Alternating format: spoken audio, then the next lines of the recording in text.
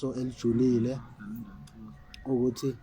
uma wenza into ufuna usheshe nje uyiyeke ukuze ungagcini iba nokubhorabhora ngaphandle kwezinye izinto ngoba ezinye izinto kunabantu okugcina sekhala ke uma wenza into nomunye umuntu ethi usheshe wayeka kunjani njani yabona ke sengaqinisa nje ke lapha emadodeni ukuthi hayi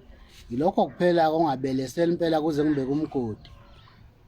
ukuze umphumela ube muhle ngoba sivelele thina madoda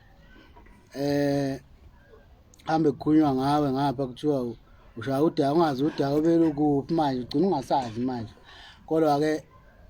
yabona abantu bakudala abasungula ukuthi indoda ibe inhloko yekhaya babebheke zonke lezo zinto ukuthi abukho ubumnandi obungakhona ekhaya kumama naseyinganeni noma kubani ekhaya bungaqalwanga indoda kuze kudliwe ekhaya kufanele kwakuyindoda noma ke senikhonza lapha ebusuku ninomama lapha nishaya inkonzo ekameleni hayi makuthiwa amandla wekho nje kubaba hayi umama hayi akakhohlwa kodwa ke yena makuthi nje akathandi noma akekho kuleyo mudi uyakwazi nje umdedela ubaba adlala ubaba azafika ashaya intambo ubaba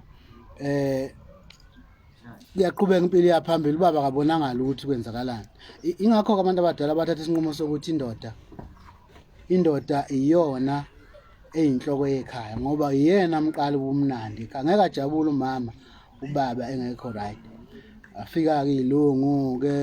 nama 50-50 kwathiwa siyalingana kodwa asikalingani namanje lapho ngoba amandla mayengekho nje kimi kuma yonke into ngaphela inyanga impela kungenzakaleli lutho okukhomba ukuthi mina yimina vele inhloko yekhaya nje